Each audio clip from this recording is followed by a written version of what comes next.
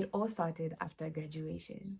The moment I found a job and started working and earning a salary, I sort of just splurged it all, if I'm being honest, because I felt like, oh my gosh, I finally have money to buy from Woolworth. I finally have money to buy gold-plated earrings. I finally have money to eat out whenever I want. And so I would always eat out. Like I was just splurging and splurging and splurging until 1 year into me working and my contract was coming to an end. And so I was talking to my older brother and telling him how my contract is coming to an end. I might not have a salary or a job. And he asked me one question and he said, okay, so your contract is coming to an end and you don't have, like, you might not have a source of income, or at least a consistent, predictable source of income. What do you have to show for the 1 year you've worked? And in that moment, I was like, wait a minute, what do I have to show for the 1 year of work? Because I didn't have an emergency fund, I didn't have savings, I didn't have investments, I didn't have anything. Like each month that came, I would get paid, use everything, and move on to the next month. Like that's what I was doing most of the time. And so when my brother asked me what I had to show for me working for 1 year, I just had memories. I mean, I don't regret the memories. They were really nice. I mean, shout out the girl gang. I just felt like, okay, I need to actually save and have an emergency fund and build an investment portfolio and have something to show for the work that I put into this company. So that's pretty much how it all started, I guess, like with me and personal finance and like trying to build wealth. So after I made that decision to like take control of my personal finance and like my money, I was stuck with the question of, okay, where do I start? What do I do? And so I started watching a lot of YouTube videos, listening to podcasts.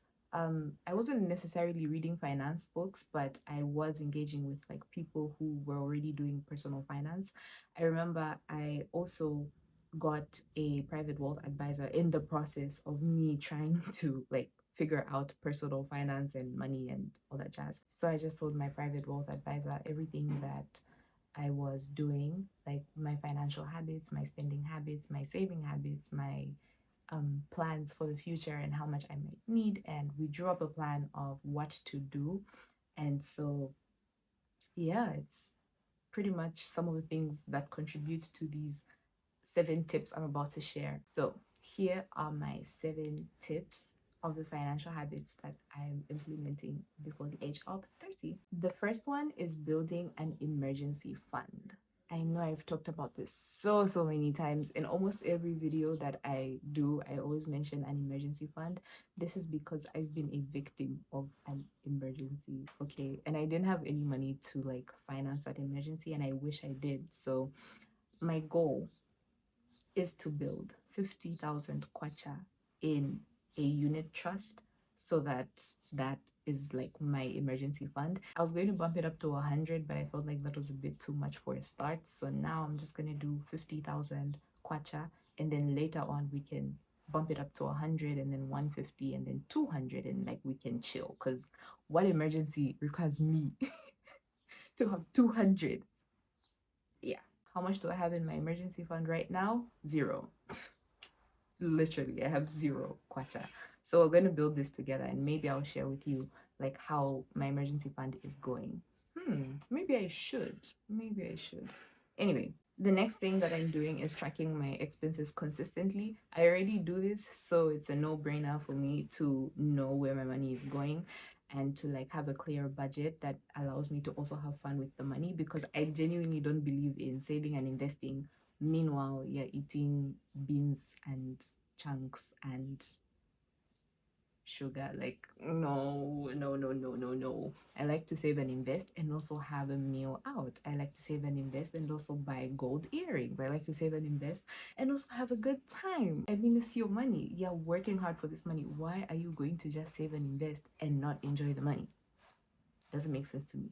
But also, don't over enjoy and not save and invest. So, like, strike that balance. So, tracking my expenses is something that I'm already doing.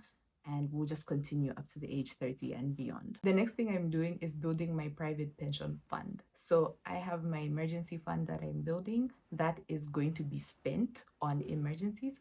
And then we have my private pension that I'm trying to build, which will be spent in like my retirement age of, I don't know, maybe 50, 55, 60.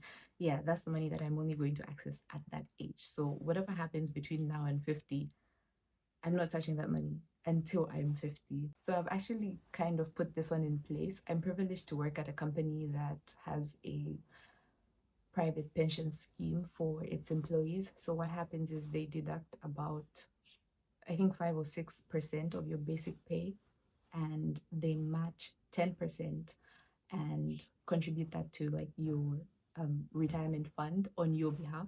So it's like you're giving them 5% and the company is putting 10% without deducting from your salary. Like that's just from, it's a gift from them to you. 10% is a gift from them to you. And they put that in a like retirement fund that earns interest, and the time you retire from the company or leave the company, you get your lump sum of money. So I decided to bump up my private pension contribution because I felt like 5% was a bit too low for my liking. I mean, the company doesn't match what I've increased it to. They still give me 10%, which I'm fine with, but I'm just happy that my contribution is higher. So rather than contributing 5%, I've done 15%. I know, it's a lot, but it's okay. That's why we're making YouTube videos, to make money to supplement it. Okay.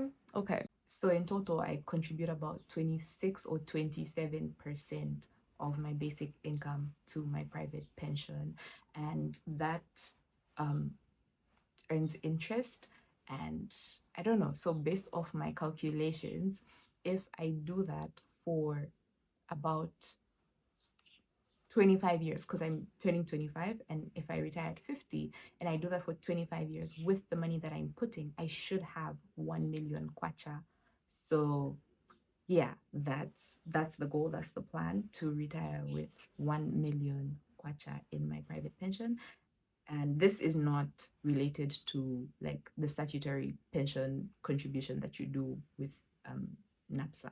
The next financial habit I'm trying to build is reading more finance related books. Well, currently I don't like actively read finance books because I listen to finance podcasts and listen to like or watch YouTube videos about personal finance and investment. And I also have a private wealth advisor. So I feel like these three are my sources of financial knowledge. And most of the time, if I want to read a book, I'll just read a review on the book, you know? But I don't know. I feel like maybe reading the book would be helpful. Let me know in the comment section. Do you read more than you watch and listen, or do you listen and watch more than you read? The next financial habit I'm trying to build is consistently buying stock in the Lusaka Stock Exchange or Lusaka Securities Exchange market, right? So I currently do have some stock, but then I don't buy every month consistently.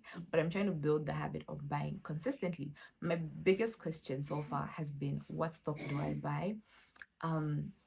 Or at least it used to be, what stock do I buy? Because there was so much and I would read a lot and I didn't know what to pick, and I didn't want to pick the wrong stock, and I ended up not buying stock. But after getting a private wealth advisor, she just told me what to do, and I was just like, this is why I paid. Okay, like this is why I decided to have a private wealth advisor, so that I can ask whatever questions I have and she's just, ready to answer them for me. So I have a list of stock that I'm going to buy. This is not what she told me, by the way. This is just me, okay? And I'm not a licensed investment advisor. But so my expensive stock is going to be CEC. Then my not so expensive stock is going to be Zanaco, and my buying for the vibes stock is going to be Clapton Reinsurance, mainly because it's the cheapest one here. It's like 0.35, and I feel like it has the potential to grow to even 3 kwacha, 2.5 kwacha, which is quite a lot, especially if you bought it at 0.35 or 0.35 ngwe. So imagine you buy stock in Clapton Re today, 0.35 ngwe, and it grows to like 1 kwacha. That's a profit of 0.65. Yeah, that's a profit of 0.65. Or if it grows to 2 kwacha 70 ngwe, that's even a bigger profit, right? And if you sell later or you enjoy the dividends of that, that would be fantastic. So for me, my target before 30 is to have at least 10,000 stock in CEC, 10,000 stock in Zanaco, and 50,000 stock to 100,000 stock in Clapton Reinsurance, mainly because of how cheap it is. So yeah, we'll circle back in 5 years and I'll let you know if I actually achieved this, went beyond, or didn't even do it at all. Yeah. Also, the reason I decided to go with Zanaco and CEC is because they are dividend paying stock compared to like other stocks on the stock market.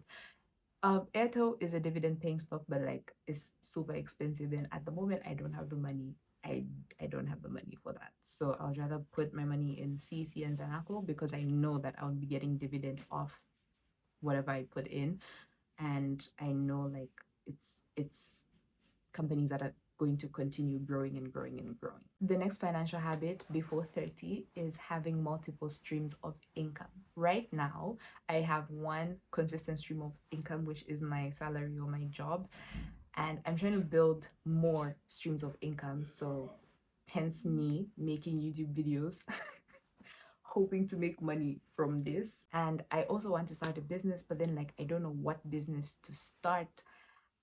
I don't know, man. Maybe we should do an experiment video of me starting different businesses and seeing how much they make and like going with one. Okay. Like I have so many business ideas, but then I don't act on any. And the few that I have tried to act on, I didn't really feel the vibe to continue, if that makes any sense. So I want to look for like a good business that I can start that can continue growing in the long term, and that won't require me to be at the center of the business. The next financial habit I'm trying to build is not really a financial habit per se, like putting money aside, saving money. No, no, no. It's more of me building my career skill set so that I can potentially earn more money and maybe even pivot from the current job I do to something else, but sort of related. I'm looking more towards going into the finance space and yeah, becoming like a chartered management accountant. So far, I haven't written any like chartered management accounting exams because I'm a bit scared. Oh my gosh, it feels so crazy to say that out loud, but to be honest, I have been a bit scared of like writing the exams and what if I fail? But then another part of me is like, but what if you don't? You know? If I lived in a world where fear doesn't exist, I'm definitely writing those exams, definitely doing my master's degree in, I don't know, financial engineering, financial mathematics, risk analysis, statistics, something like that. And potentially getting more money. And lastly, I'm saving for my wedding. Now, am I getting married anytime soon? No. Okay. And if a man doesn't come before 30, we're just going to go book a ticket and go to the Maldives and spend the wedding money there. I mean, it's a win regardless, but at least let me be prepared for a potential wedding. Anyway, thank you so much for watching this video. Please feel free to subscribe. Also, let me know in the comment section what financial habit you liked from my video that you're going to implement in your life. I'll see you in my next video.